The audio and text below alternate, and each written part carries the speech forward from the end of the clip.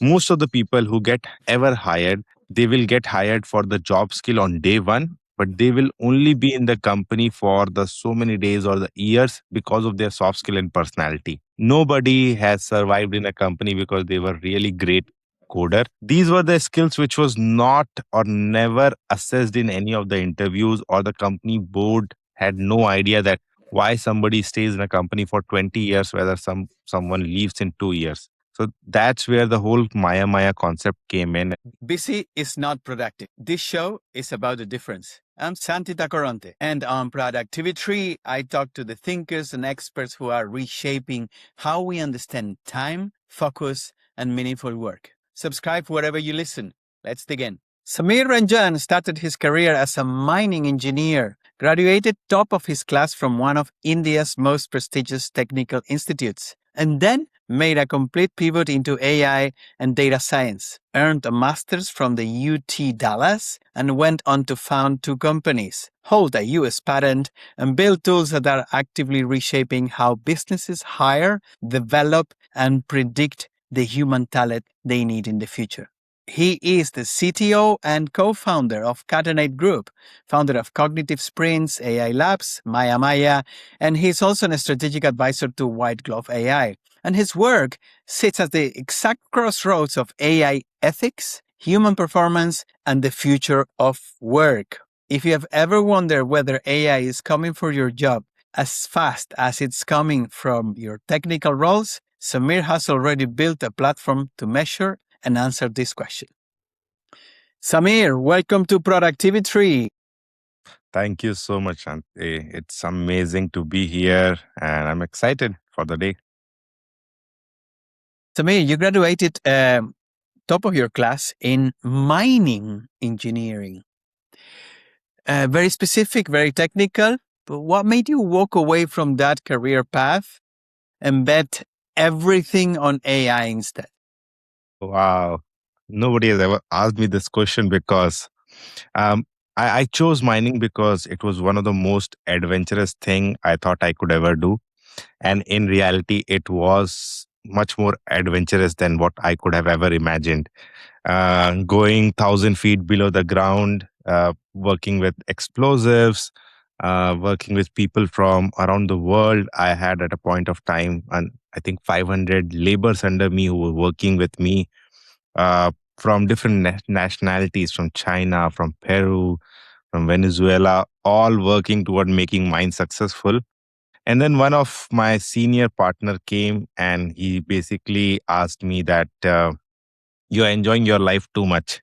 Go learn something if you ever want to survive in the cruel corporate world. And I just thought, okay, I'm young. Why not? Let's learn something. And I figured out that I love maths and science. So, what can I do with it? And at that time, AI was up and coming, and I had an affinity to love how the business operates. So, I thought, let's merge all three together. And what I got was somewhere between data analytics, machine learning, and later those two combined became AI. So, that's how the journey started. But it all started because for the love of the business and love of the maths. And thanks to every big player, they gave my career a good direction, which I never thought. So you mentioned and you work for a top consultancy. What in that time, what did you experience and what did you learn from large organizations, on how they think they make decisions versus how they actually make decisions? Right. Again, this is uh, this is a very controversial topic, right? I'll tell you why. Because half of my clients will be very unhappy when I'll say this, because whatever they decide in the boardroom, nothing gets translated in the actual field, because boardrooms are farther and the farther away from the reality of the situation.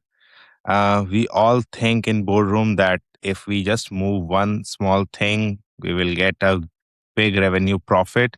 But when you actually go and try to do anything, the process is uh, tied up with the people, and people are hard to manage, and people's expectations are hard to manage. So, to answer the question, the organizations thinks very differently, thinks very wide as a vision. But when the vision, when somebody has to make it a reality, it often takes long amount of time. And it might seem for a while that vision is nobody is working towards the vision, but the process is so slow that it takes so many years. But eventually they reach to the vision. Um, but yeah, it's always between people and process and expectation. The gaps are so huge that the larger firms often have to bring consulting firms who tell them the same thing on a bigger presentation and charge millions of dollars, that you have huge gaps and just fulfill the gaps. So that's what we used to do. And I'll be very honest, we made huge amount of money on just showing the presentations, not actually doing the work and telling who is not doing the work. And when people saw those presentations, they didn't like it because the truth was actually daunting. One thing that I saw uh, in the recent changes in the in the enterprise world is now they are giving much more ownership to the people who are way below the chain, and that is, I think, changing the nature of enterprises and changing the nature of how they generate revenue, or they actually go and do the work. Very interesting. I didn't think it was that controversial when I wrote this question, but I love how you tackled from an angle of truthness and sincerity. Thank you for that. So let's move a few years forward. You move from being a top consultant to build MayaMaya, I believe, right? And you jump into uh, something that defies some of the basic principles of corporate work and companies, which is the hiring process, right? You get deep into hiring the people. And I think this is also where you come in with the empowerment, accountability. How do you make this transition from consultancy into, well, you know what? I want to focus myself on the hiring process because I think it's broken. Right. I always believe that you can break down any organization into three things, which is people, process, and technology. Now, technology is something which is defined by time, right? Whatever is new, it that becomes the technology. Whatever can be adapted and can be scaled, that becomes the technology.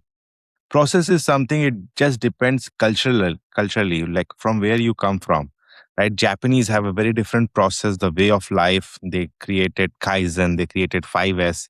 And then we have a philosophy here in west where we'll grind hard, we'll make sure that we all are hustling and we are working more than the other person so that we can reach to the top. Very ambitious work culture. But when I saw the Europe, I saw like the labor laws are very strict, and everybody can enjoy the afternoon. They will have long leaves and all those things. So I understood that process is also very much which can be varied across the place. But one thing is consistent, that is people. And people have skills which is not just job skill, but soft skill and personality.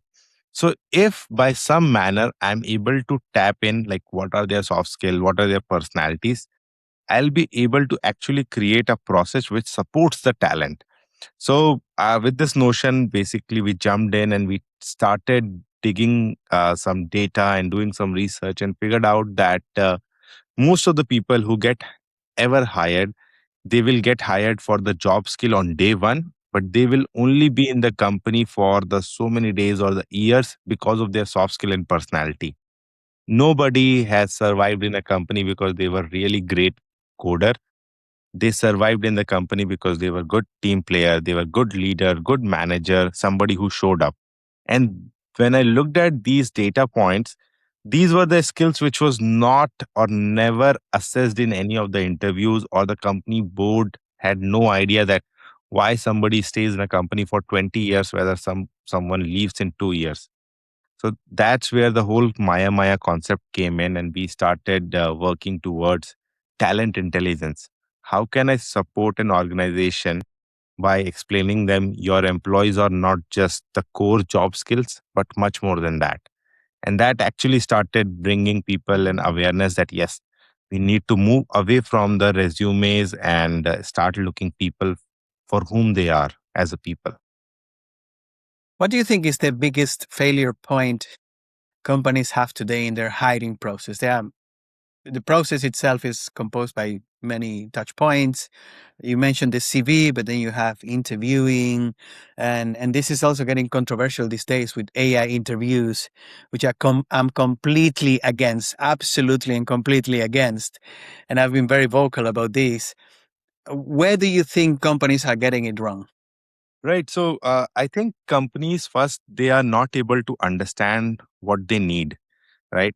If you don't know what you need, you will end up either hiring a lot or hiring too wrong or hiring too less. And all the three things have happened in the last 3 years since 2023. People either overhired and then they laid off, or they didn't know whom to hire. So the skill confusion was there. And the third and the most important was uh, with the newer technologies, now people think that AI can take up like 5 people job or 6 people job. uh, yes, it can, but it can also assist those 5 or 6 people to become much more efficient than what they were before. So this confusion is creating the hiring process very muddled. Now, the second thing is when AI interview happens, right? You're talking to a machine. Machine doesn't have emotion. Human have. Let's say uh, I am telling a story that someone died in my family, right? The person who is listening to the story will feel the emotion, will try to relate to a situation when somebody might have had the similar experience in their family or they might have had. Machine cannot. And if machine cannot have that kind of system, it will always have sympathy but never empathy, right? So if it is not empathetic towards you, it won't give you a brownie point or deduct any point from you. But what makes us human are those experiences, and that's how we get point. That's how we get to know each other. So this is where most of the recruiters are getting it wrong, which is they think that we can delegate job description to chat gpt, interviews to one more AI tool, and we'll just get the final result where we'll pick the first two. And that's where the speed is creating the huge issue for these recruiters, because they want to process a lot of resumes, a lot of people, but they are usually getting end up with people who are not culturally fit for their organization.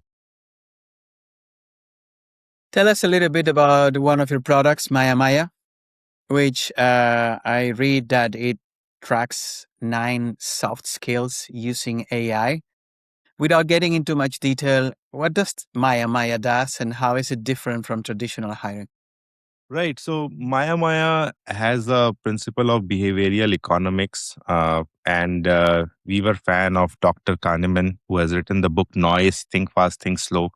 So we took the principles from it and we created an assessment around our daily life, and we gave the person who does the assessment have option to choose which all the 4 or 5 options will be right, and they have to arrange what will happen and what situation. Now, these answers can differ by person to person and can differ on the day when you are giving the assessment also, because uh, your personality and soft skill are defined by the experiences that you're having. So we created a continuous evaluation method by which some you can evaluate someone every quarterly, every yearly, every 6 months, so that you are actually able to map out their personality and soft skill. And with the help of that, when you add productivity data, you add your resume data, we are able to create a digital twin of a person. And now with the digital twin, you can do a lot more things. You can see whether they'll fit in a team. You can see whether they will actually work for you in a longer run, whether they're culturally fit. Can they move to another role? Are they ready to be leader?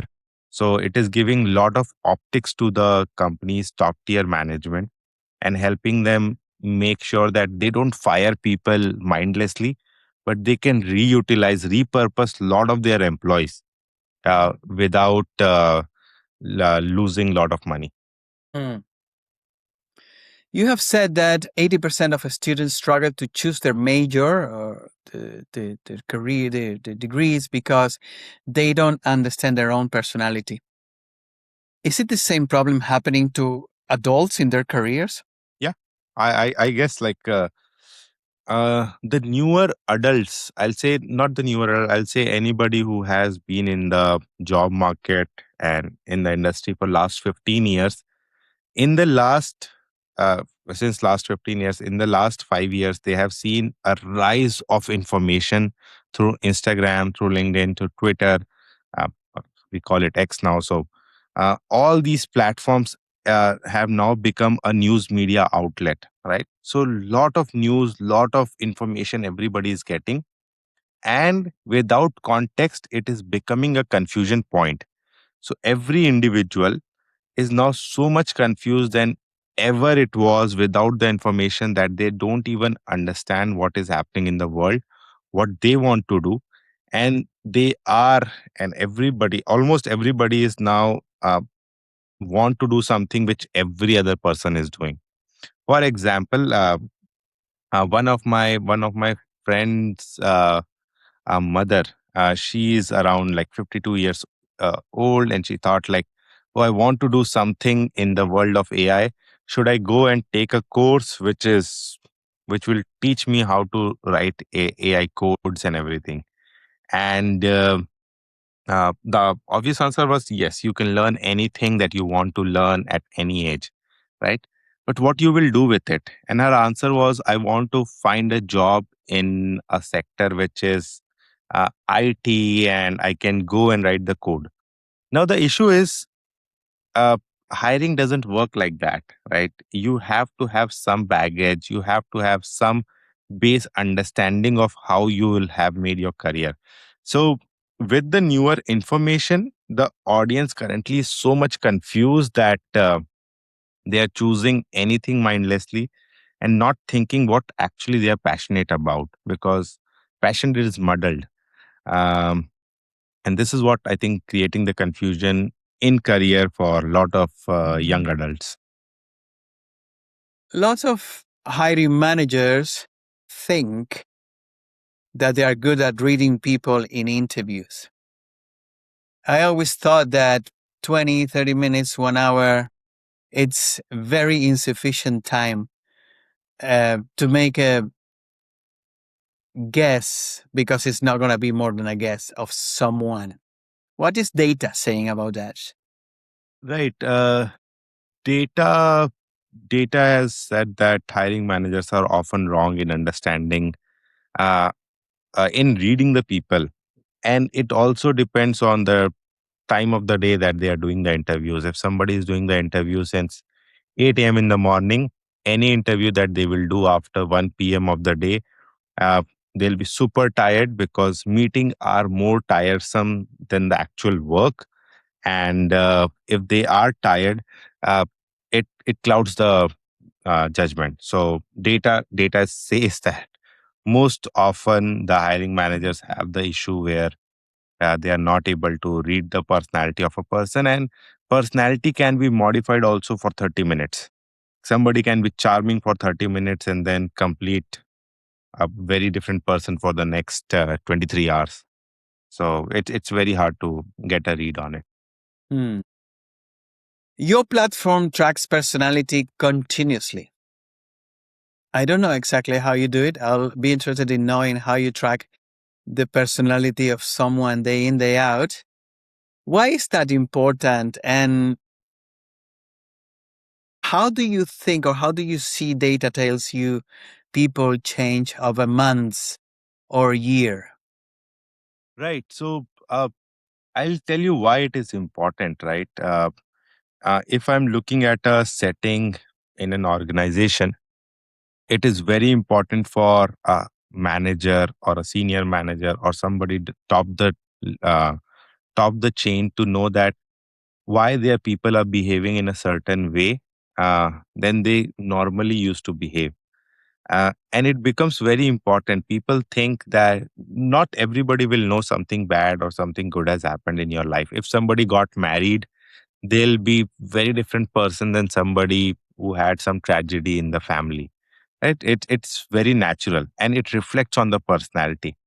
So what we are trying to do is we are trying to judge a person over a period of time so that we can establish a baseline, right? And once we have a baseline, okay, this is the baseline personality and these are the fluctuations, those are happening.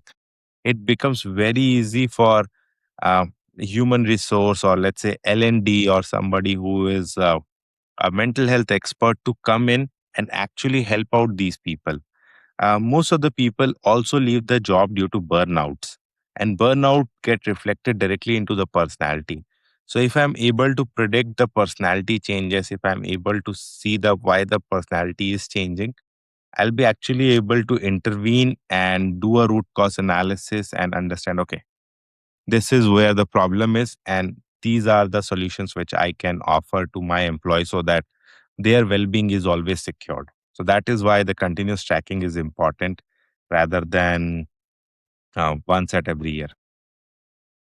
Samir, where do you draw the line with privacy? Because, see, the same that AI can help you, or tracking your personality as you describe it, can help a company understand you and support you.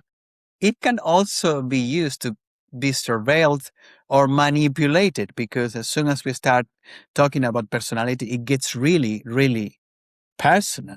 Yeah, yeah, it does. It does. So we do two things. One is data sovereignty, which is we give data access to the users, like the employees. They have the option to share the data with the organization or not. And it's completely up to them. If they don't want to, they can just on toggle of a button, they can switch off that I don't want to share the data. And on the flip side, on the organization, we call it a decision aiding platform, which is this is not a decision platform. Like our system won't tell you go do X. It will tell you that these are the reason and these are the options that you can go and choose and pick. Right. So it is not becoming something which is a decision tool. It is decision aiding tool. So if you are looking to do something, how our data and platform can help you, that's what we project and promise to the employers.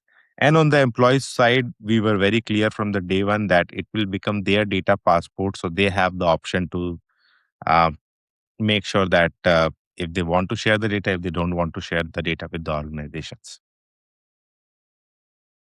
Now that you mentioned about um, the aiding platform, how can your platform also help organizations develop entire strategies and organizational systems, and eventually move away a little bit from something that I personally think is very obsolete, like it's employee surveys and this type of actions that are become more a transaction than something that companies take um, as a guiding principle, or of an aid decision aiding. How can your platform help understand, and on a very aggregated level, on a more aggregated level, where the morale and um, the personality of the entire company is going? Right. So one thing that I also agree is that employee survey and the satisfaction survey uh, are the days of the past because it doesn't even make sense today. You have better ways to do the things, and we often go and try to tell people that if you want to enhance the employee experience, do something which actually helps them. And this is where we also come in.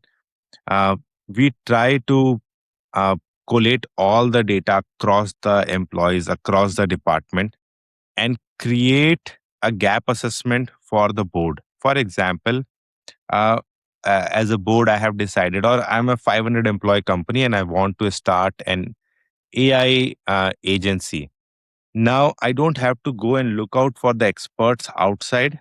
With MayaMaya, we can come and tell what are the gaps you have in the organization, which you can fulfill with few of the courses, and you will have your personal resources whom you already had for so many years ready to take up the job and actually be the experts that you need. So that's where we are coming in and strategically helping. We also help quite a lot in merger and acquisition. When two companies got bought together, like who will work with each other, where are the personality clashes, what to avoid, what to do. Those are the areas also which we come and help in. Um Over a period of time, employees, we wanted to create a platform which doesn't threaten any employee, which doesn't tell them that you are bad and you are going to get fired. We created a system by which employees feel empowered by understanding these are my strengths and this is what I can do to overcome the gaps and what is next for me. So every employee gets what are the next two job roles that I can go and prepare for, and where do I stand in the benchmarking, so that every employee is looking forward and not just, oh, I'm done and I might be out because of this survey.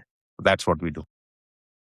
Speaking of soft skills, which definitely um, seem to be gaining weight in the era of AI, because AI has democratized access to information and technology in a way that honestly, right now, it doesn't matter if you know a lot about coding or if you don't know a lot about coding, it's very easy to get access to coding. How can our listeners audit their soft skills? How can they start and say, well, how do I, how do my soft skills will align with this industry or these type of companies or these type of jobs? Right. So, you- uh, definitely they can use MayaMaya as a platform to do that. Uh, Apart from that, one more, I won't promote just my platform. I'll just say that in general, if somebody wants to audit their soft skill, one thing that they should be very cognizant of is how much outgoing you are, which is you don't have to be extrovert, but you have to go out and talk to the real people. And that's the only place where you can actually validate that you have a soft skill. When you go out, when you listen to people, when you talk to them, when you make them feel heard, when they can see you beyond who you are, uh, then your soft skill actually reflects, and those are the skills which you can take it and put it anywhere across any industry and you will be successful.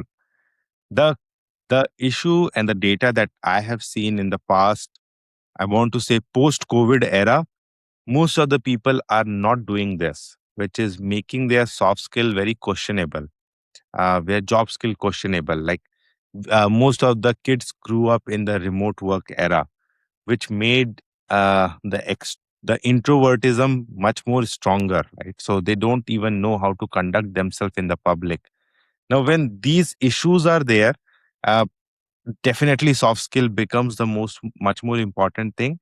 But the easiest way to validate is go to a restaurant and try to talk to a random stranger, uh, whoever that you think that they you can go and talk to them without offending them.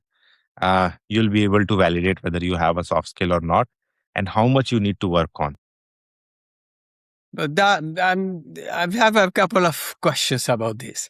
That will tell you how much are you open to talk to other people. But, how will you classify the different soft skills and more towards work life, right? If you need to decide, for example, between going to a local company, international company, what are the signs? At least let's give some guidance to our audience. Signs that you are better for this type of roles based on your personality than others. Sure. So let me put my scientist hat, right, and now we'll talk the science on it. Few of the industry have different kind of soft skill need. For example, if you are working in nursing or healthcare, your empathy has to be very high, which is and to explain empathy, empathy is an empathy and sympathy. I'll tell both of that. Let's say somebody got fall down on a road, right? You feel bad for them. That is sympathy. You went to them and you basically make them stand up again, help them clean the wound and all those things. That is empathy. You actually did something for them when you felt bad for them, right? So if you are empathetic, then healthcare, nursing, this becomes much more important, with a line of communication if you have. right? If you want to work in IT, manufacturing, where which is very corporate heavy, you need to have negotiation skills. Negotiation is not just a negotiation of money, negotiation of ideas, which is you are able to accept the idea and you are able to make someone accept your idea also. Those are negotiation skills. Now you want to work in sales kind of a job role where you are actually selling something. You need to have leadership capacity, leadership capabilities, which means that when you go in a room, you are able to command a authority. And at the same time, when you leave the room, you are able to understand that I'll be able to get the deal, I'll be able to not get a deal based on how I conducted me as a leader, because in the sales, you are the face of the company. Now, how do we do these things, right? How do we judge as a Maya? Because we have all these data, we are able to see a continuous trend in commonality of the people, that whoever in the healthcare we have seen, most of the people had the empathetic notions little higher, their communication were little better. And then came the personality angle. We use Ikigai to judge the personality, which has spirit, profession, passion, and reward.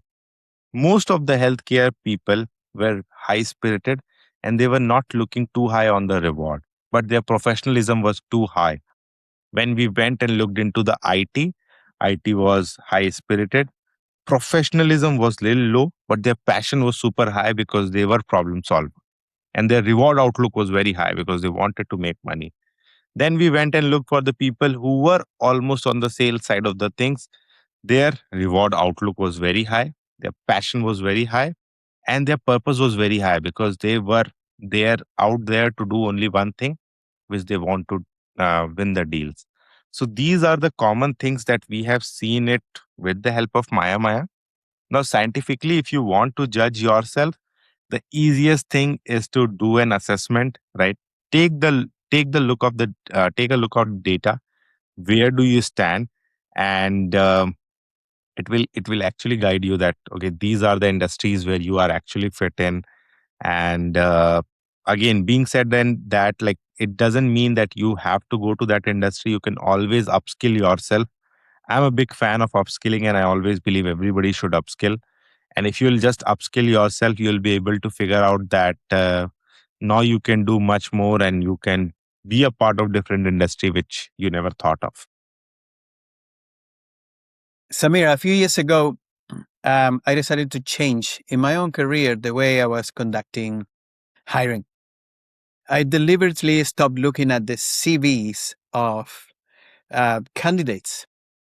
And I did it because I didn't want to get biased by what was written there. So I assumed that if the recruiter has already screened the candidate and the credentials match and the expertise match with what we wanted in terms of hard skills, I will completely ignore this part and just focus on the person. Hire for attitude because the learn more, even so today, can be done easily.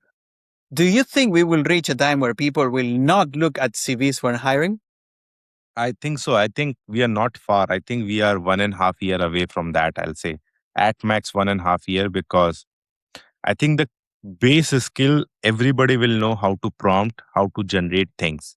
Everybody will know how to merge the code here and there, because there will be tool which will do that for you. It can spin up the architecture and the infrastructure. Then there will be third layer, which is how do you solve a problem? This is something which comes very naturally, and this is something you have to develop it with experience. Now, people will hire for these skills, which is how do you solve a problem? How quickly you are able to learn something, how adaptable you are, how you communicate your ideas, how do you listen, your active listening, right? Those are the skills people will hire for. So I think that there will be a time when the resume will not be necessary at all, because the basic skills across everyone will be common. Now it just depends that if you want to be a plumber, right, you need to know the plumbing skills. So there will be few jobs where people will actually look at, do you have the history of the work? But for most of the jobs, for most of the white collar jobs especially, I think the resumes will be obsolete. be it accountant, be it your IT engineers. IT has tons of engineers on different domain. Analyst, marketing people, sales people. I don't think a resume will be required for them at all. But yeah, plumber, electrician, welder, you need people to know that those are skills. I cannot give a spanner to a person and assume that they will go and fix the HVAC system. So it won't work like that. Product.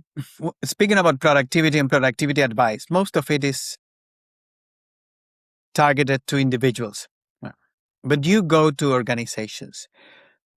What do you think organizations get wrong about productivity at their scales? We see individual advice for productivity, you can find millions. If you want to find the best one, you just need to subscribe to my newsletter because I give a lot of good one. I know you're already subscribed, Sameer, but for the rest of the people. But at the organization level, it gets tricky, right? How do you make an organization really productive?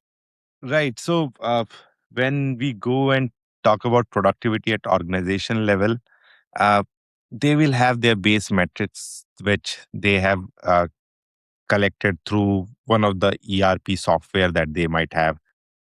And they think that is the truth. But often those productivity metrics are not the reflection of actual productivity. Very simple example, like let's say there was a lot of changes in the scope of development or production that you were doing. Those things are not reflected on those ERP software. Now, what happens is it looks like productivity is way down when actually everybody was working 24/7, all the three shifts were running, all the 7 days. Still, the productivity looks very less because of the way data was collected. So, at the top level, it is always about how you have collected the data. If your data collection methods were wrong, your results will look wrong. And that's the common problem that happens across the world. Now, how do we are trying to solve it? We are trying to make sure that organizations move away from productivity metrics, right? They have to assume, they have to look at the newer metrics, newer methods, because the generation and the work has changed. Now, let's say I have 10 AI agents working for 10 of my employees. And now my employees are not doing anything, everything the agents are doing, right? They're just sitting in their office, chilling out, hanging by the coffee table. Will I say that their productivity has decreased because on the numbers they have all tasks are done before time, so it looks like their productivity is all 100%. But if I go and look at the macroscopic level, did I made sure that that employee was able to gain something, was able to upskill, and was able to add a new skill in their skill base so that they can do much more for me, right?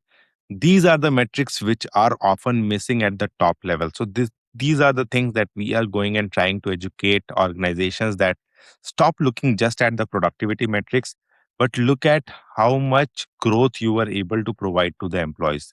Let's say every employee you had at your organization, and on average everybody grew by 2% in their skill. You will see that your organization productivity was way over than 100% because you were able to actually impart 2% additional skill to everyone. Now, when you look at these metrics, it start making sense because now you're not looking at something which is at very 10,000 bird eye view. Now, what you're looking at as a very granular metrics at the employee level. Okay, I was able to increase the productivity of everyone by adding more skills. uh, that those metrics works out much better than the current ERP metrics. Samir, I have prepared here 5 questions that I want you to answer very quickly in Sure. 30 seconds or less. Wow. Okay. Are you ready for that? Let's do it. Let's go. Number one soft skill that AI will never be able to fully replicate, no matter how advanced it gets. Empathy, emotions. Number two, The worst piece of productivity advice you hear repeated constantly that actually makes people less effective. Do more work. Make sure that your 8 hours are logged in, clock out. It makes people much more worse. You wake up tomorrow and your entire tech stack is gone. What is the first tool you will rebuild? The easiest thing is I'll go on Claude. I'll start prompting. What took me 3 years, I'll make it in like 30 days. Number 4, if you could inject one data point into every hiring decision made in the world, what will it be?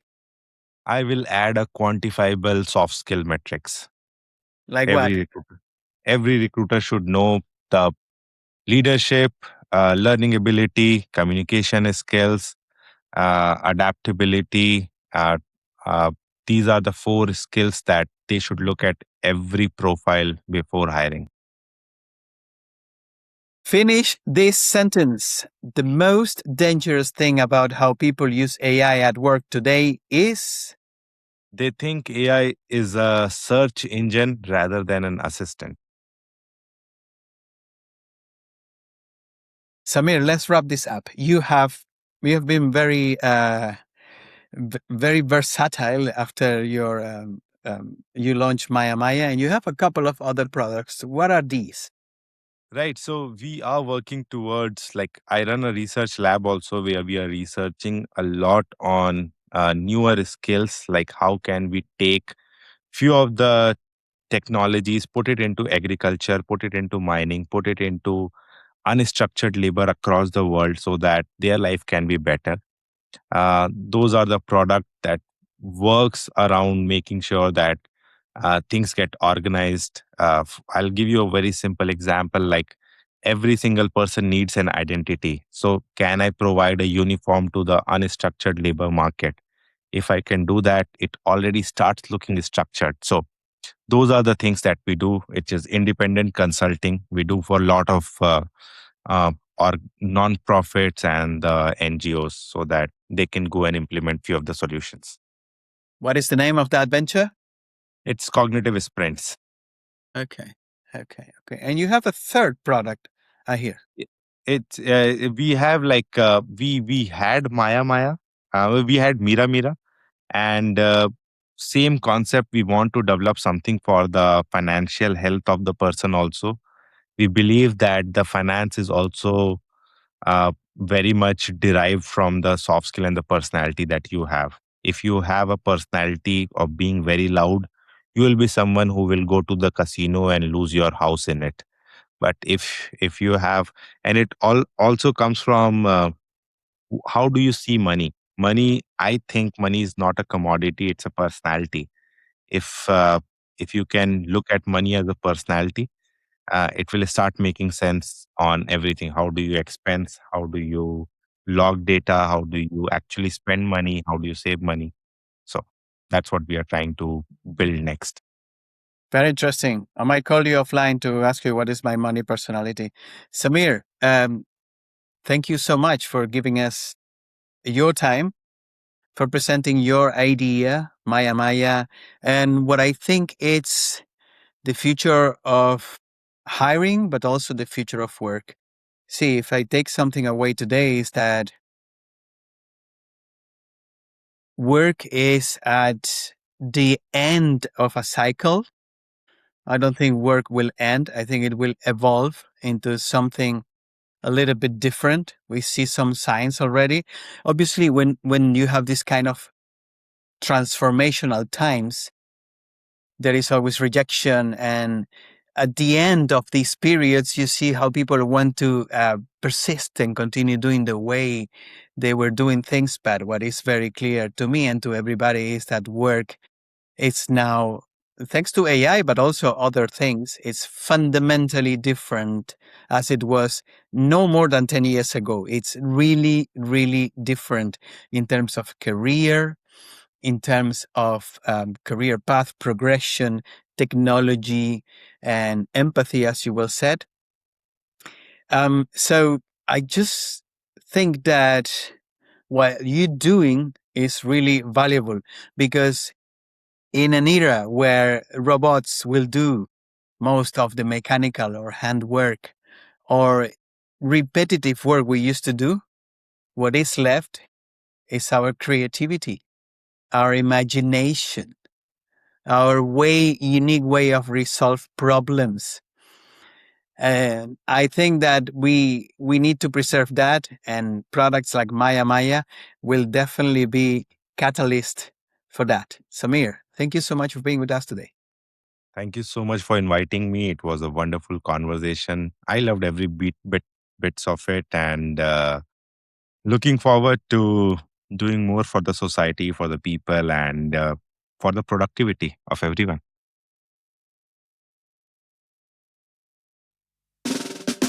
Thanks for listening to Productivi-Tree. I hope you found something useful in today's episode. If you did, and it helps improve your life even a tiny bit, that'll make me really happy. Remember, you can find Productivi-Tree on all major podcast platforms like Spotify, Apple Podcasts, and Google Podcasts. If you enjoyed the show, why not share it with a friend who might also find it helpful? Until next time, and keep growing and stay productive.